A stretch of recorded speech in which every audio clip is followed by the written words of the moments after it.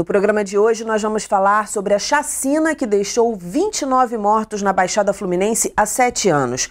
Sobre esse assunto, eu vou conversar com o deputado Zaqueu Teixeira e com Tião Santos, coordenador do movimento Viva Rio. Muito bem-vindos ao programa. Eu queria começar o programa relembrando um pouquinho o que aconteceu na Baixada Fluminense há 7 anos. Foram 29 mortos, desses 29 mortos, 8 crianças, 7 adolescentes e mortos por policiais que estavam no carro. Foi um fato que chocou muito a Baixada Fluminense. Eu, no primeiro momento, estive no Instituto Médico Legal para verificar a situação, fui aos peritos, para a gente buscar, de alguma forma, uma solução para aquele crime grave que vitimou Nova Iguaçu e Queimados, numa rota em que tudo indicava eram fatos cometidos por policiais que assassinou as pessoas assim, indiscriminadamente, sem nenhuma razão, sem nenhum motivo. Que pudesse, minimamente, enquanto ser humano, você saber, o que aconteceu para que... Porque uma coisa é você ter uma briga, uma discussão e uma pessoa agride a outra, você dá em morte, tem um motivo. Sim. Agora, qual o motivo? Qual o motivo aparente para que 29 pessoas pudessem ter sido assassinadas brutalmente, independente, gratuitamente, sem nada. É o que mais choca, né? Por você estar na rua, na praça, eu lembro que na época, ali próximo à Praça da Bíblia, eu falei, poxa, meu filho vive na Praça da Bíblia, o que aconteceu? Exatamente. Será que aconteceu com essas pessoas que saíram matando e outras morrendo? O que houve? E até hoje, apesar dos 7 anos que já se passaram, a gente não tem uma razão lógica. Levantou-se na época a hipótese de um afastamento de um comandante do 20º Batalhão, em Duque de Caxias, que tinha uma certa ligação com esses policiais, enfim. Mas nada foi concretamente provado, Então, até hoje permanece um certo mistério em torno dessa chacina brutal. Na verdade, foi a maior chacina que o país já teve, E chocou certamente Nova Iguaçu e Queimados, por onde as pessoas, onde elas foram vitimadas, mas chocou o Brasil inteiro, Foram imagens da Baixada que jamais se imaginava que correria o mundo. Quer dizer, a gente que há anos trabalha na Baixada Fluminense vinha lutando para que a Baixada tivesse uma outra imagem, e em 2005 a imagem que chegou no mundo inteiro foi a imagem dessa chacina brutal, e que até hoje a gente não sabe efetivamente quais foram os motivos reais que levaram a essa carnificina. Foram 11 policiais suspeitos, 7 julgados, 5 condenados. É esse o número? Diante de tudo que se falou nos tribunais, ainda permanece essa dúvida sobre a motivação, porque é uma coisa muito séria, Claro que nada justifica, a gente sabe. Mas a motivação, como o deputado Zaqueu falou, é algo que é muito importante para a gente conseguir mais ou menos entender, vamos dizer, entre aspas, o que aconteceu. A Baixada Fluminense, de maneira geral, Nova Iguaçu principalmente, sempre foi tida como um espaço onde havia uma grande quantidade de milicianos, de justiceiros, de pessoas envolvidas com a criminalidade, e também pessoas que vinham das forças policiais, que faziam justiça pelas próprias mãos.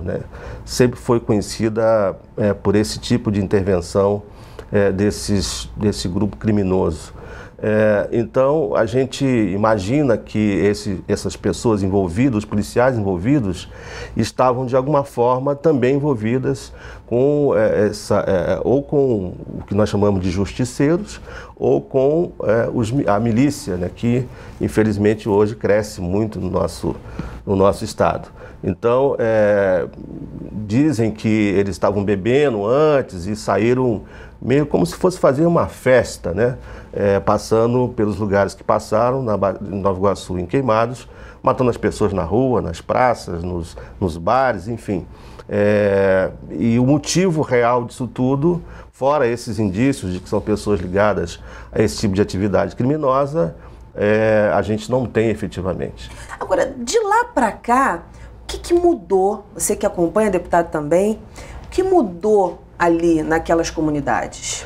Olha, eu ontem mesmo estava pesquisando esses dados para ver a evolução da violência na Baixada Fluminense, e a gente observa pelos dados que a gente tem que de 2006 para cá muita coisa melhorou, né? Você pega assim, os índices de homicídio, por exemplo, nas principais cidades da Baixada Fluminense, você vê que houve uma redução muito grande de homicídios na Baixada, né? Claro, graças a uma política que foi desenvolvida não só pelo governo estadual, mas também com muito investimento do governo federal. Isso modificou um pouco esse quadro da violência específica na Baixada.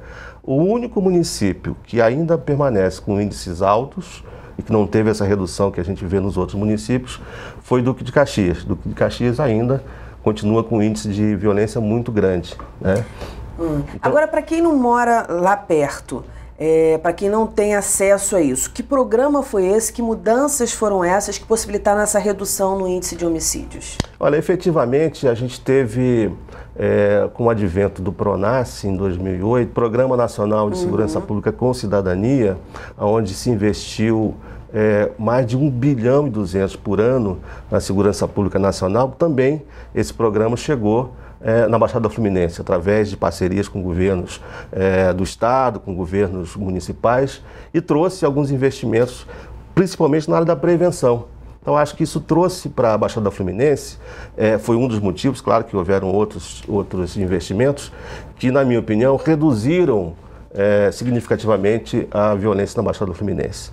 Agora, se você perguntar para mim assim, mas Tião, então quer dizer que a gente pode ficar tranquilo com relação à questão da segurança pública na Baixada? Eu diria não, né? Porque ainda acontece muita coisa, ainda você tem, por exemplo, um índice grande de violência contra adolescentes, crianças, mulheres, mas se você pegar os índices oficiais da redução de homicídios, eu posso dizer que houve uma melhora significativa.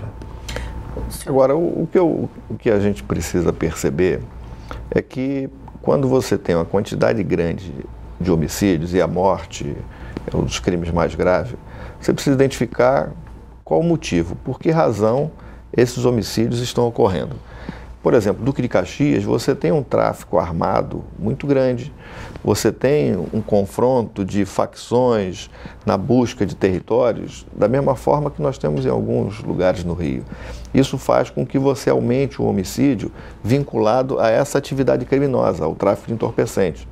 Quando você tem o grupo de extermínio, que são aquelas pessoas que saem matando no justiçamento, achando, olha, eu tenho que matar o ladrão, eu tenho que matar quem está traficando, e você tem um motivo claro detectado. Então, detectado por que está acontecendo aquela quantidade de mortes, você tem que trabalhar na linha de investigar para reduzir a impunidade, para tirar de circulação quem está cometendo o crime, ou seja, reduzir a impunidade é fundamental para que você baixe a violência, e, por outro lado, tomar medidas preventivas.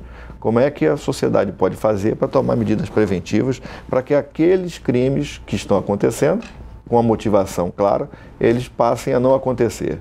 Então, tem uma dinâmica que você pode estar implementando para reduzir essa violência, reduzir a oportunidade do crime, reduzir aquela ânsia das pessoas. Eu que já tive muito contato com pessoas encarceradas e com criminosos que participavam de grupos de extermínio.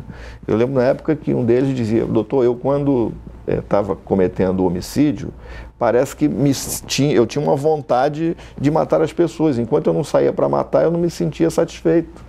Então, uma patologia que acaba sendo desenvolvida no ser humano. Você vê a degradação do ser humano tão grande que ele desenvolve uma patologia que é a prática da morte. É como se fosse um ritual para manter ele ativo, manter aquela adrenalina. Agora, deputado, então, coisas que precisam ser estudadas, aprofundadas, para que você consiga o remédio adequado para combater esse mal. O senhor falou exatamente, o senhor tocou exatamente num ponto que eu estava pensando aqui enquanto o Tião estava falando. Porque ele falou, não foi descoberta a motivação. A gente já tinha falado, nada justifica, mas tem alguns casos, por exemplo, que explicam. Você está reagindo a alguma coisa e aí acontece um homicídio, enfim. E aí, quando ele estava falando, né, saíram, estavam bebendo e saíram, e eu comecei a lembrar das justificativas justificativas na época, das suspeitas para justificativas, nenhuma assim me parecia, vamos dizer, contundente, com alguma força, vamos dizer. E eu pensei na hora, eu falei assim, nossa, é muito patológico, né? Porque, por exemplo, se fosse a questão da medida disciplinar, cara, porque ele sofreu uma represália no trabalho dele, ele sai atirando e matando um monte de gente. Mas, ao mesmo tempo, tem gente que fala assim, não, mas não pode falar que é patológico ou que é doença, porque esses caras têm aqui em cana mesmo, nada de hospital, não sei o quê, porque aí é um outro tratamento, né? Como é que o senhor vê isso? O senhor que já esteve à frente de delegacias, é um homem da segurança pública. Você tem que estudar o ser humano, né? E aí você tem que extrair a essência desse ser humano para que você possa verificar. Tem pessoas que não conseguem ter uma convivência harmônica. Passam 20, 30 anos encarcerados, quando saem, cometem um crime. Mas o senhor acha, por exemplo, um crime desse, que não tem explicação e tal, essas pessoas, se elas recebessem algum atestado, vamos dizer, que realmente tem problemas seríssimos, o senhor acha, do seu ponto de vista, do senhor como um homem da segurança pública e como cidadão, o senhor acha que isso seria, não vou dizer justo, mas vamos dizer coerente? Não, essas pessoas precisam passar, né, por um tratamento psiquiátrico, uma avaliação, né, em que ele possa estar sendo estudado, seu perfil, seu comportamento, as suas atitudes, as suas vontades, para que você consiga compreender esse ser humano que comete essa atrocidade, porque isso não é normal. Tem uma palavra que o Zaqueu usou ainda há pouco, que é a questão da impunidade. Eu acho que o papel da sociedade, o papel das instituições é ter, claro, medidas que possam evitar que isso aconteça, né? Tanto do ponto de vista da prevenção, né? E aí tem um papel muito importante dos municípios, porque essa visão de que segurança pública é questão apenas da União e dos estados, hoje já não é mais uma realidade. A gente sabe que o município tem um papel fundamental, então a prevenção nesse caso é muito importante. Agora, tem que ter leis claras, objetivas, a coisa da punição tem que ser muito objetiva, porque são esses parâmetros que vão diminuindo o espaço para essas patologias. É claro que você tem que olhar a pessoa como um todo, né, sem dúvida nenhuma. Agora, se você deixa espaço para que isso aconteça, naturalmente, o que a gente na época ouvia? Não, certamente eram pessoas ligadas a esses grupos de extermínio, enfim, a esse grupo criminoso, que sentiu em algum momento ameaçado o seu poder na região, né? E que, para mostrar o seu poder, saíram às ruas, né, patologicamente, né, criminosamente, fazendo o que fizeram. Então, é claro que a gente tem que olhar para todos os lados, mas é fundamental que a punição seja exemplar, né, por duas questões: para que isso não aconteça de novo e para que a gente possa fazer de alguma forma justiça às famílias que perderam seus entes queridos, né? Todas elas querem justiça, né? Então imagina se depois dessa história toda, se todos fossem absolvidos, né? E aí eu vou pedir um intervalo, deputado. Vamos continuar falando sobre esse assunto, sobre punição principalmente, porque eu dei um número de suspeitos e um número de condenados. Eu queria discutir um pouquinho mais isso no segundo bloco, falar também como estão as comunidades hoje, como elas estão, o que é feito para relembrar e trabalhar a comunidade em relação a esse trauma que ficou. A gente vai para um breve intervalo e volta já já. Não sai daí não.